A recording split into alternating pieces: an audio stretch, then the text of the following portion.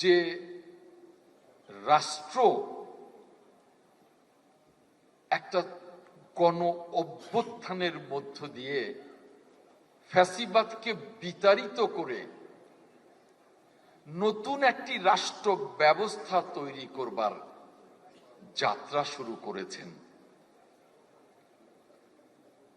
সেরকম সেই নবযাত্রার, সেই অভ্যুত্থানের পরিবর্তিত রাষ্ট্র ব্যবস্থার উপরে দাঁড়িয়ে সেই রাষ্ট্রীয় অনুষ্ঠান, আমরা রাষ্ট্রীয় অনুষ্ঠান, দলীয় অনুষ্ঠান,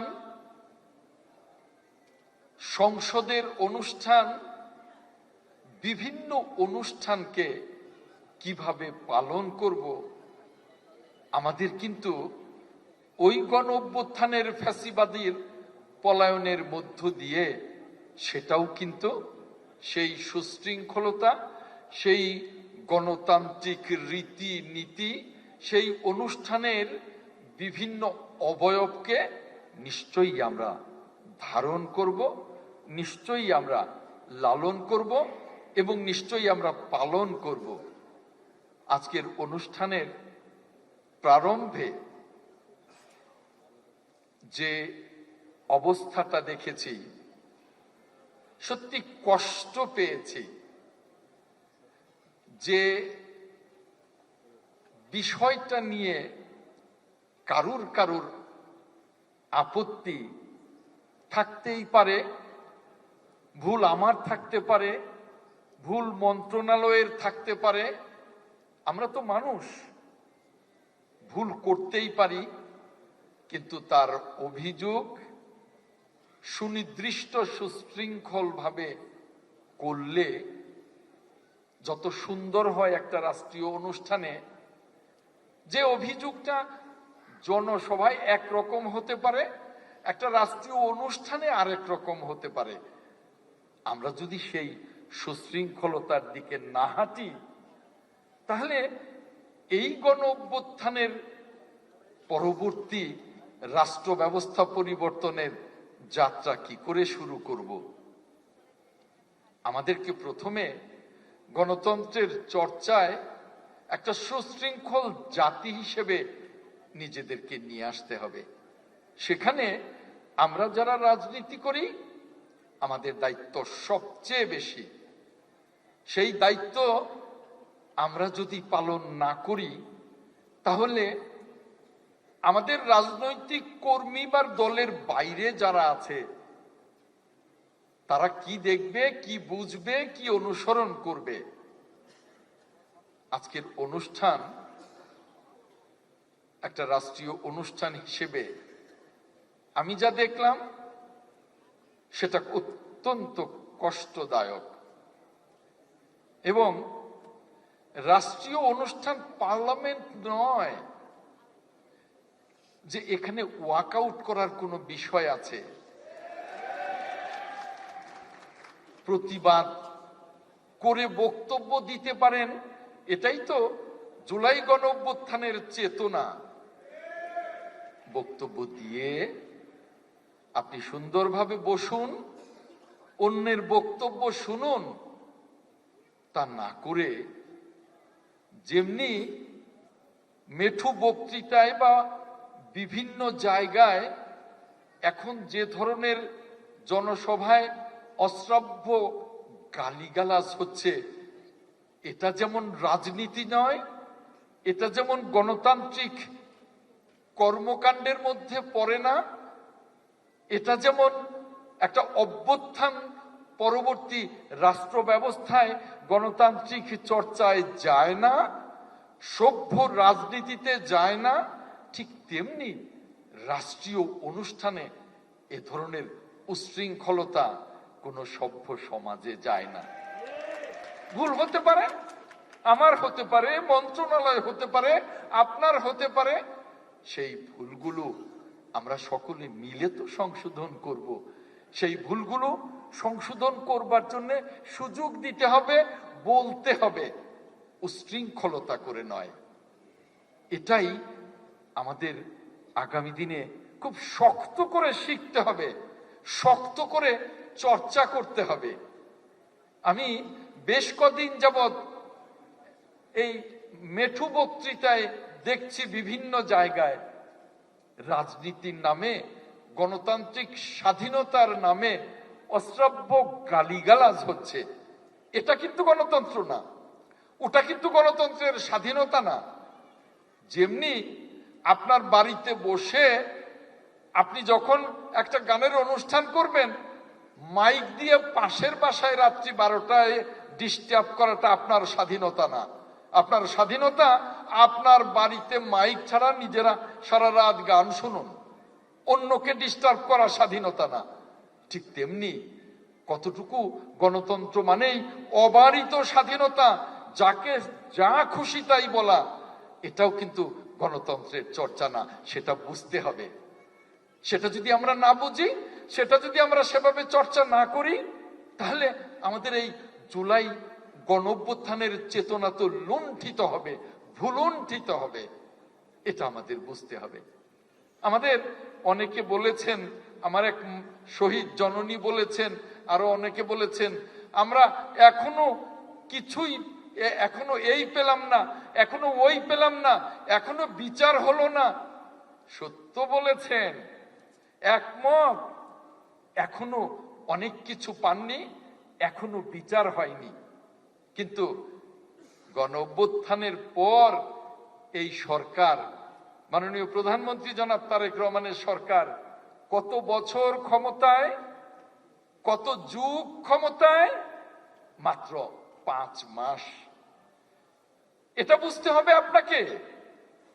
আপনি 4 বছরের মাথায় যদি বলতেন 4টি বছর চলে গেল, আমরা কিন্তু এই গণঅভ্যুত্থানের কিছুই পাই নাই, কিন্তু 5 মাসে তুলনামূলকভাবে ইঞ্চি ইঞ্চি করে আমরা কিন্তু অনেকটা দেবার চেষ্টা করেছি।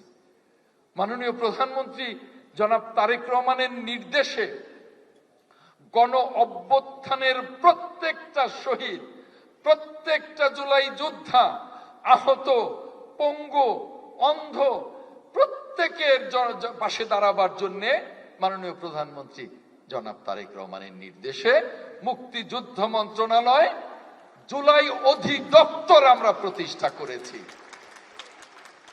এবং এখন পর্যন্ত জুলাই শহীদদের সঞ্চয়পত্র দিয়েছি 231 কোটি টাকার।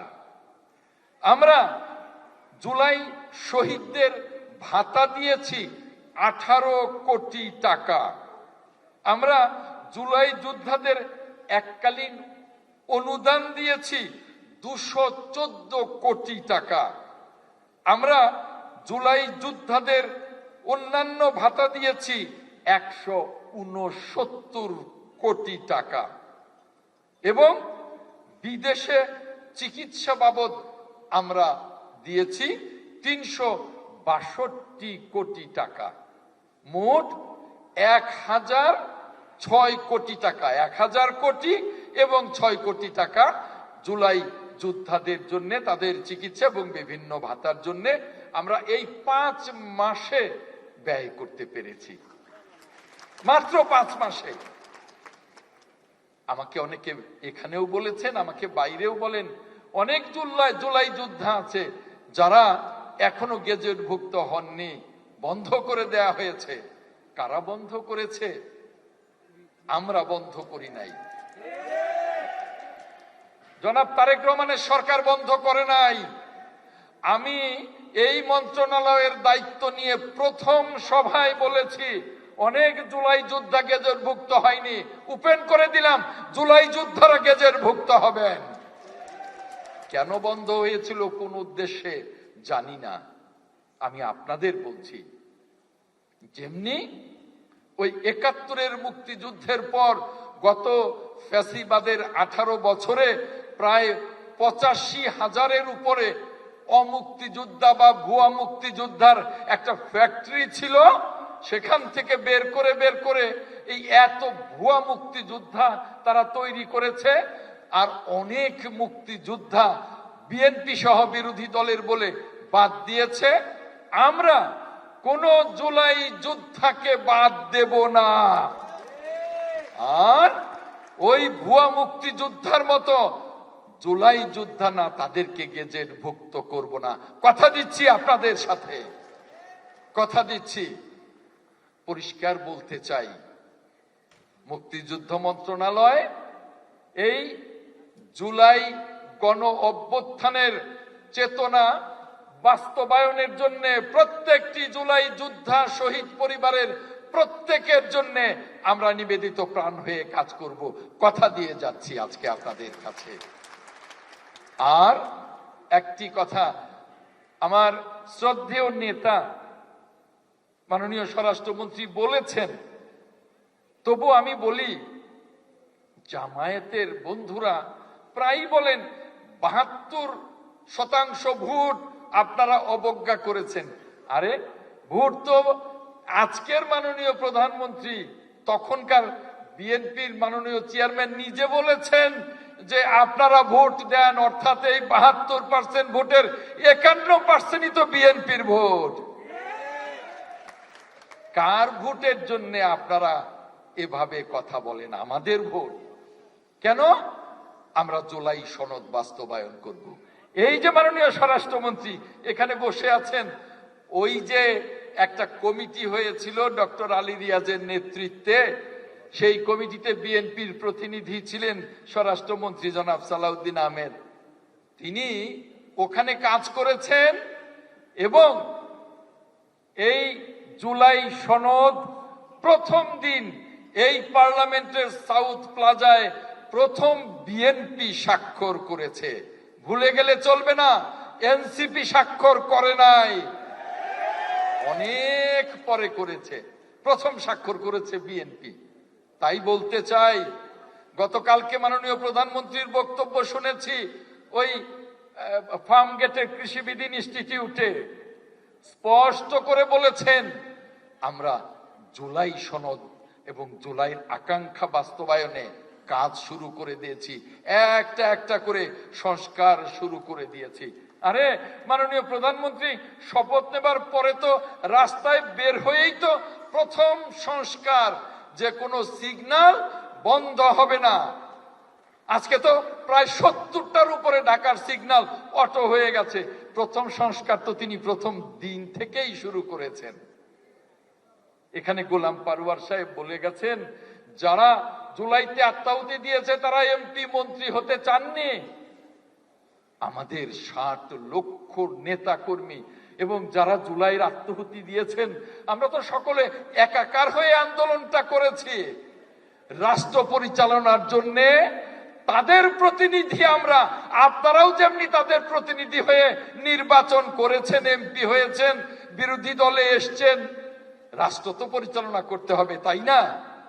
অতএব আমাদের আকাঙ্ক্ষা, মাননীয় প্রধানমন্ত্রী জনাব তারেক রহমানের ঘোষণা, আমরা জুলাইয়ের আকাঙ্ক্ষা বাস্তবায়ন করে বাংলাদেশকে একটি গণতান্ত্রিক সমৃদ্ধ বাংলাদেশ গঠন করব, জুলাইয়ের আকাঙ্ক্ষা পূরণ করব ইনশাআল্লাহ।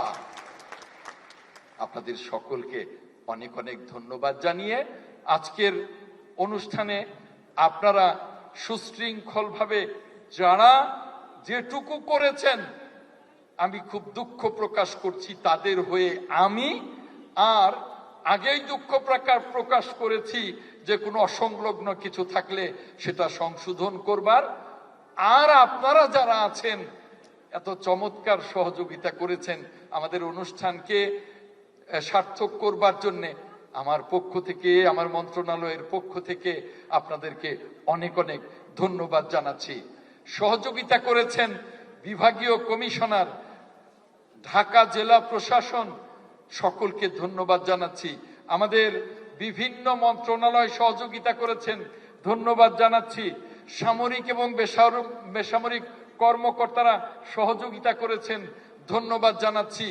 আমি আপনাদের সকলকে ধন্যবাদ জানিয়ে আগামী দিনে আসুন আমরা সকলে মাননীয় প্রধানমন্ত্রী জনাব তারেক রহমানের নেতৃত্বে এগিয়ে যাই একটি সমৃদ্ধ বাংলাদেশ গঠনে, জুলাইয়ের আকাঙ্ক্ষা বাস্তবায়নে। আল্লাহ হাফেজ। বাংলাদেশ জিন্দাবাদ।